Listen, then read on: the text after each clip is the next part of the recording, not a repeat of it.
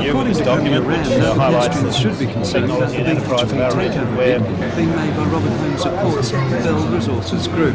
He fears there may be job losses if the takeover bid is successful, and a major restructuring of the big Australian to the detriment of not only Newcastle but also the steel industry. I think it's absolutely critical that there be an inquiry into Holmes at Court's real intentions and where the steel industry would lie if his group of companies, the Bell Group, took over BHP. I'm not flying the flag for BHP or against Holmes at Court, but I am concerned about the steel industry, I'm concerned about the jobs, and I'm concerned about the families who depend upon those jobs, and we want guarantees. Do you feel that this is legitimate cause for the government to intervene? I'm certain it is. In Federal Cabinet, I understand, will be considering the matter on Monday, and I'm going to urge the Prime Minister to adopt our view and the trade union's view, that is, that there should be a full public inquiry. Mr Rann was in Newcastle to officially open the 1986 Newcastle Show and had earlier presided over this afternoon's Grand Parade, which began with the display of prize-winning horses and dairy cattle and a few circuits of the showground of the Carlton and United Draft Horse team. Local school children then flooded onto the pitch, flying sky blue balloons and forming a map of New South Wales in keeping with the show's theme of saluting the Premier State. Squads of police, firemen, ambulance and rescue squad members circled the showground to the beat of the New South Wales Police and Fire Brigade bands. In his opening speech, Mr Rand praised the show and Newcastle, saying it was the state's premier industrial city.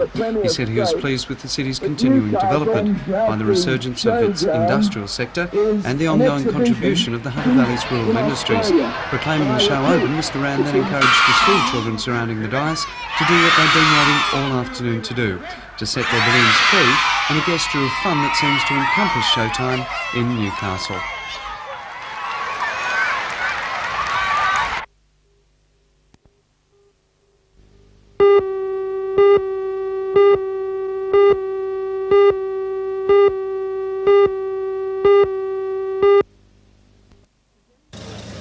The demonstration was over the sacking of 6 supervisors and office staff from the workshop last week. The protesters say that without trained supervisors, the safety of the trainees may be in jeopardy. At present, some non-paid supervisors have taken over the role. The board of directors at ARP says the workshop is in serious financial trouble and the workers had to be retrenched. The sacked staff say that the economic problems were caused because there was not enough people actively chasing new orders for the workshop's products. And people here, so that's right.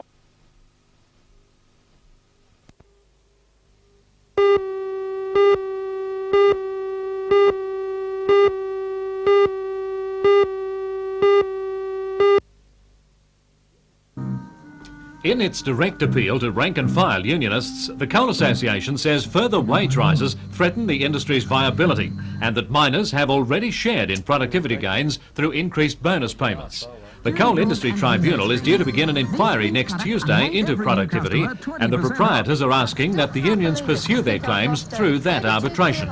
Following reports that rank-and-file meetings already held in Queensland have threatened further 7-day stoppages, the proprietors applied to have bans clauses inserted in industrial awards. At a hearing into this application this morning, the Coal Industry Tribunal said his proposed productivity inquiry, due to begin next week, must proceed untrammelled by industrial action or the threat of it.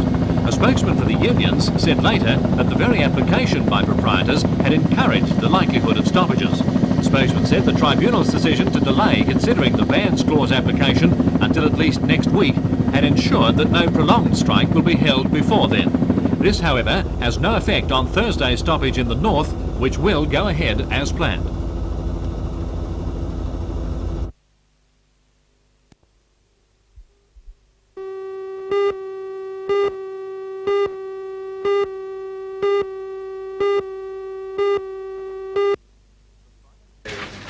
The Finance Works and Library Committee of the Council was presented last night with a report from the City Librarian. The report outlines the reasons for the closure of the Redhead Library last December as part of an overall library rationalisation program in the city.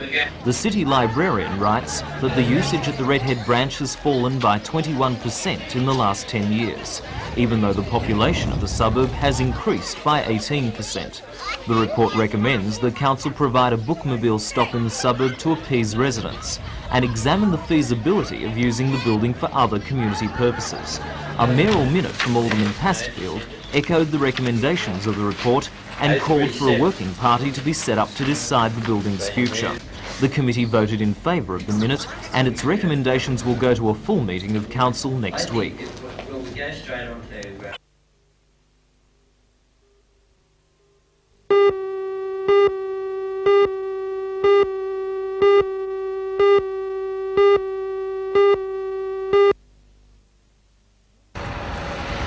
Weeds are a major problem in the three lakes in the Wyong Shire. Their growth has been phenomenal over the past 30 years, increasing from 200 to 2,000 hectares. The reason for this growth is the development of the area. The urban runoff has acted as a fertiliser, increasing the nutrients in the water, and the warm water from the power stations has had a hothouse effect. The Wyong Shire Council has decided to tackle this problem head-on. It's engaged in a restoration program, which involves the development of this weed harvester. But why is it so important to get rid of the weed? Well, I think it's an area, a beautiful area, and it's been progressively spoiled. I think it's a reason why a lot of people come to live here. And we've done progressive or other reports on them, and nothing really seems to have come out of it. I think this council has seen the opportunity to do something positive, and we've taken a positive step. We set up a Tuggerah Lakes Restoration and Protection Committee.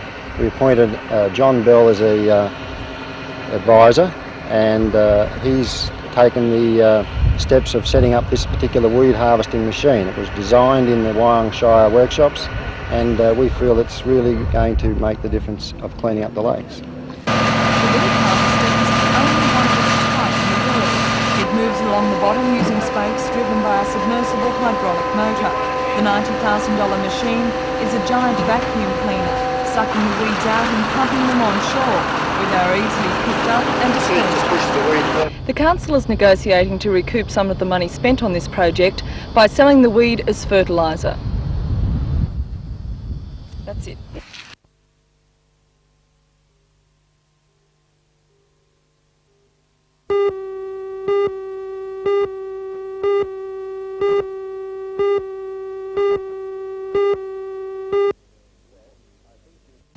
Well, I think if we get into the habit in Australia of every time there is a takeover bid, whether it be BHP or anybody else, saying that the government or one of its instrumentalities will intervene and have an inquiry, the first thing you'll see that will happen here is that people will stop investing here.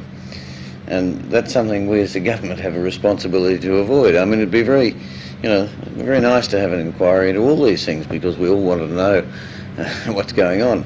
But if you start down that road, you'll finish up with people saying, well, these people down there in Australia are just no good to us. And that's what we've got to avoid.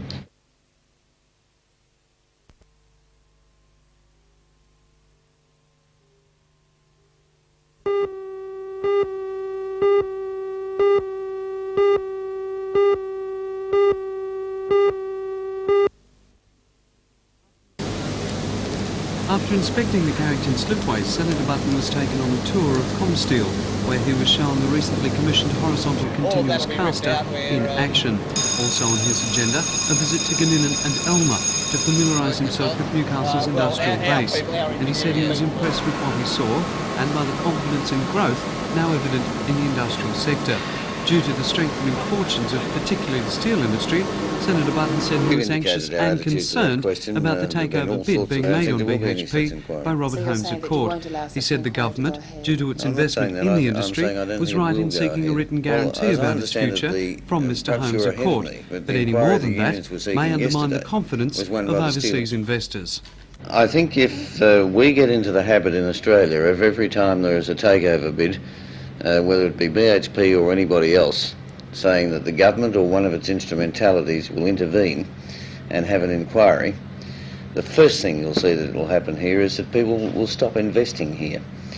And that's something we as the government have a responsibility to avoid. I mean, it'd be Senator very, Button wouldn't be drawn on whether he very nice thought to have an inquiry. BHP All might be these in better things, hands because under we all Robert want to Holmes' lay, court than its present all I want to say is management, that or whether he matter will be expected the with takeover bid to succeed. under He was another. adamant, however, that the Ultimately, government would whatever work to inquiry ensure the government's future got of to the steel decide, industry and our commitment, and of its course, is to the employees steel under industry. either.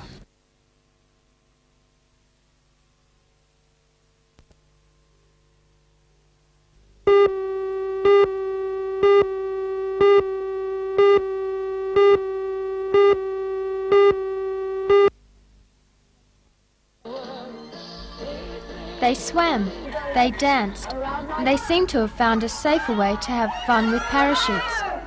Healthy Lifestyle in the Park was organised by the Central Coast Hospitals and Area Health Promotion Centre and was designed to offer local seniors a chance to try a range of new and unusual fitness activities. The day was just one part of the ongoing Healthy Lifestyles program, which aims to help the over 50s gain and maintain a higher level of fitness to add life to their years. Colleen Wilkes of the Health, Media and Education Centre describes the program. I think Healthy Lifestyle is just a tag that we've put onto a health promotion program for senior adults. What type of people get involved in the program? Right, well, anyone over the age of 50, and that's really quite young, but we take people from 50 to whatever, 90, whatever age they want to come along.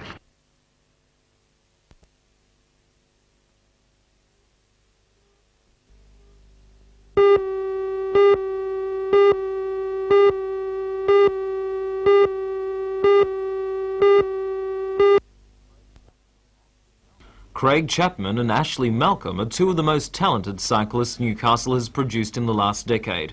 Ashley is the New South Wales Juvenile Second Division champion and has been dominating his age group in recent months. Craig Chapman recently won the state senior time trial over 1,000 metres, beating the world-ranked Martin Vinicombe from the St George Club and world record holder Sean Walsh from England. Recognising their ability, the Velodrome Promotions Committee decided to help the boys out. Secretary Cole Chaston presented each of the boys with a cheque to help finance their cycling. For Craig, the money will be especially useful. Next month he is off to the national titles, where he has a good chance of Commonwealth Games selection in the time trial event. Craig is feeling confident, but says the competition will be keen. I am number one New South Wales rider going down ahead of Martin Vinicombe at the moment, who is the national champion, so that places me ahead of him. And with Kendrick Tucker in good form and Max Rainsford from Victoria, we're fairly equal at the moment, so high chances. But there's less than a second in it, so it'll be down to on the day. So who is the best form on the day? It's going to be tough. Yeah, I wouldn't like to forecast selection, so it's going to be tough. It's just on the day.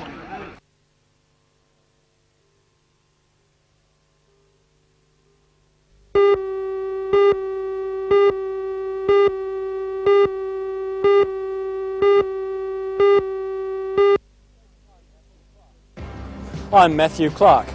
Local police are calling on Police Minister George Paciullo to attend to what they say is a serious shortage in the number of police in this area. According to the Police Association, they're more than 30 men down on the authorised figure, and they're now considering serious action. Join Ray Deneen and Anna Manzoni for all the news tonight at 6.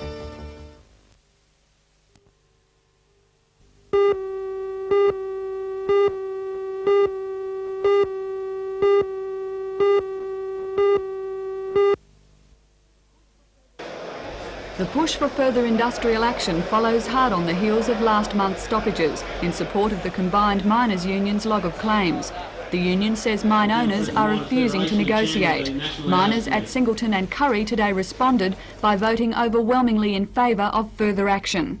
What we've indicated is that we recognise that the productivity increase over the last 2 years has had a number of major contributing factors. One, of course, is that there has been increased productivity through the introduction of new technology. Of course, capital investment in the industry has contributed to that, but there is a portion that the workers have contributed, and we're only asking for that portion. The union says it will not accept that the productivity claim has already been paid through a system of bonuses. The owners claim that, but the reaction of the rank and file speaks, demonstrates the truth of that. I mean, they've quite clearly of the opinion that they haven't received any benefits from productivity increases through their local bonus schemes. The industrial action will take the form of 7-day stoppages, with no more than 2 stoppages per month. More immediate measures include overtime bans on weekends, bans on contractors, and the withdrawal from all consultative processes. Although miners have voted to step up industrial action, organisers say this will not take place before a meeting of the Coal Industry Tribunal next Tuesday.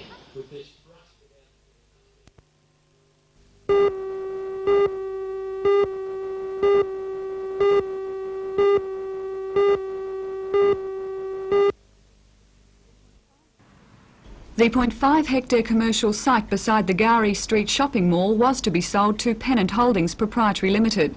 That company asked council to rescind the planned sale on the terms that Pennant Holdings forfeit a $38,000 deposit and pay $25,000 for site restoration and landscaping.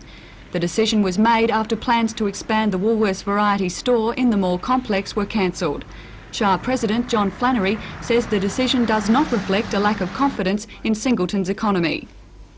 I think the answer is that it's generally trading conditions throughout the Hunter Valley and Australia are affecting Singleton, and it's not just Singleton, it's elsewhere, so we're confident that it'll come back better and bigger than ever in a few years' time. And this particular site? This site's a valuable site. It's in the middle of our central business district, and we're confident that while this sale has fallen through, we'll eventually market that as a major commercial site right in the heart of the Singleton business area.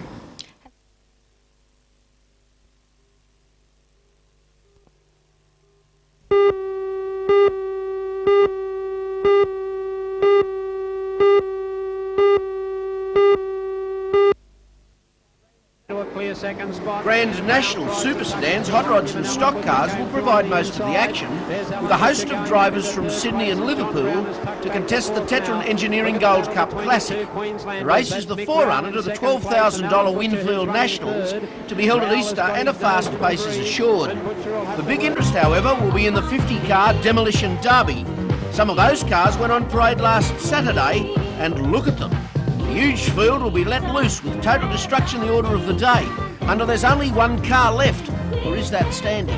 The sole survivor of the giant crash-up derby will receive $1,000 in prize money. Meanwhile, the Cameron Park Raceway roars into action on Sunday with the second round of the King of the Hunter Motorcycle Series. With New South Wales Speedway champion Stephen Davies overseas, one could possibly expect multiple champion Chris Watson to have it easy. Far from it. The 83 Australian champion Kevin Horton has changed to Honda and changed his luck. He is the flyer of the moment. Paul Kaslik and Todd Wiltshire are also well in the running, with the track in its present condition. But Watson, who's off shortly overseas himself to ride long track events on the continent, is so versatile that he is still the man to beat. It's the annual charity meeting organised by the Newcastle Central Lions and Wallsend Motorcycle Clubs, and will see action from 71 events, including the best in sidecars. You'll come around the big corner to get the checker flag and take out the...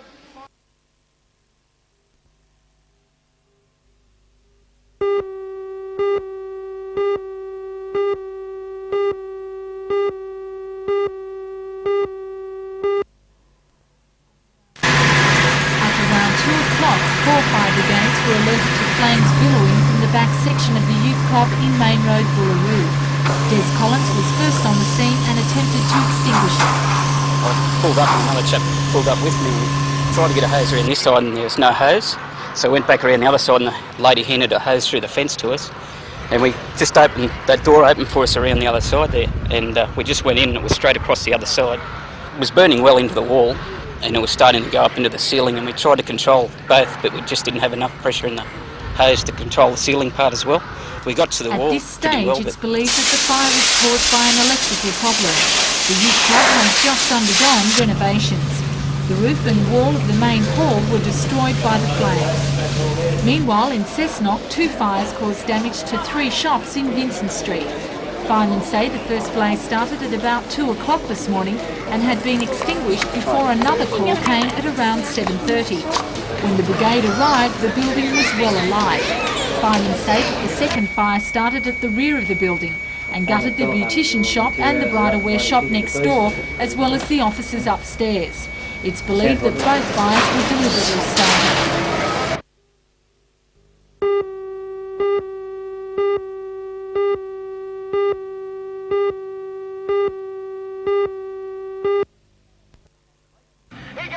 Raging solo bike favourite Chris Watson fell in the final lap and lost all chance. But he wasn't having it all his own way, with the eventual winner Jay Foreman on his hammer throughout, with Kevin Horton of Parramatta in second place and Paul Caslick of the Walls End Club in third place. Another local, Todd Wiltshire, was next home.